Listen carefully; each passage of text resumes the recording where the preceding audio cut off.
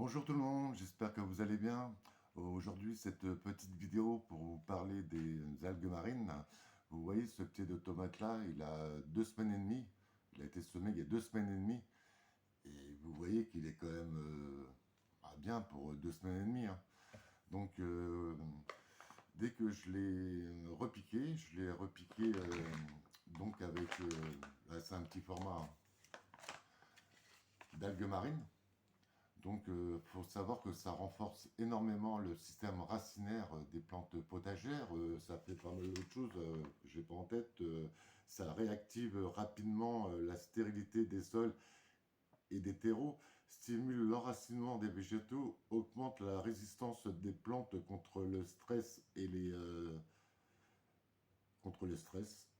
sources naturelles d'oligo-éléments, vitamines et minéraux, etc. Et donc c'est un très bon activateur de racines et je peux vous dire que je me suis bien renseigné, comme moi je vous ai déjà dit, je ne mettrai pas de fumée de cheval dans mon potager. Et donc j'ai des sacs de 50 litres d'algues marines que je vais mettre dans mon potager. Là c'est un petit modèle pour mes plantations dans la chambre horticole. Voilà. Donc, vous voyez, alors quand même le résultat en 2 semaines et demie, c'est parti d'une graine. Vous voyez le pied de tomate quand même, il est excellent. Donc là, d'ici une semaine, je remettrai un petit peu au pied, je remettrai un petit peu de terreau, puis avec l'arrosage, ça va encore bien se diluer. Et donc, ça me rassure, ça prouve que ça marche bien. Je m'étais renseigné quand même avant d'acheter des algues marines pour remplacer le fumet de cheval. Et pour l'instant, je suis rassuré, ça me rassure, ça fonctionne très bien. Donc, assure dans le potager au printemps. Donc, toutes mes plantes pousseront avec des algues marines à la place du fumier, hein, bien sûr. Voilà, cette petite vidéo pour vous faire voir que ça fonctionne. Donc, moi, je ne mettrai plus jamais de fumier de cheval pour des raisons que vous savez, hein.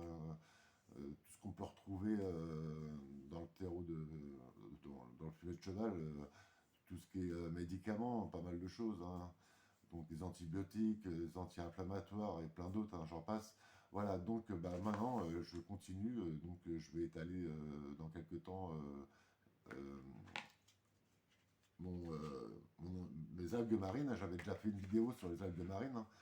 Vous pouvez la retrouver, je crois qu'il y a 2 mois à peu près que j'avais fait une vidéo, et c'est très très intéressant. Et ça, en plus, les algues marines, on en remet généralement dans le potager tous les 2 ans. Donc les mesures, je les ai plus en tête. Regardez la vidéo que j'avais fait il y a 2 mois sur les algues marines et franchement, très très intéressant. Donc je vais revoir tout ça et puis dans 2 semaines, je vais remettre dans mon potager ce petit modèle, bien sûr, comme je vous disais, pour mes plantes potagères qui sont en haut. Donc je vais voir sur les melons, sur tout ce que j'ai mis là-haut qui pousse, qu'en fait. Je vais voir comment la plante réagit après sa semence, si ça active bien comme le pied de tomate. Et je peux vous dire que là, franchement, c'est magnifique, quoi. En 2 semaines et demie, un petit pied de tomate comme ça, génial, quoi. Je sais pas ce que vous en pensez, hein. Voilà, voilà, écoutez, je vous ferai des petits retours, hein. Et je vais voir sur les pieds de melon, tout ça, et puis je vous ferai des petits retours, vous dire si ça fonctionne bien ou moins bien que sur le pied de tomate, vous voyez.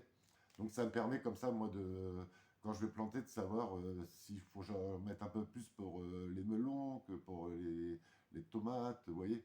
Voilà. Je vous dis à plus tard, et puis oui, oui, j'ai oublié de vous dire, bonne année et bonne santé, surtout la santé, hein. C'est très très important. Et puis mes pensées vont aussi aux gens qui sont à la rue, les SDF, et malheureusement, il va y en avoir de plus en plus, hein, malheureusement. Voilà, et écoutez, je vous souhaite une bonne fin de journée et à bientôt. Salut!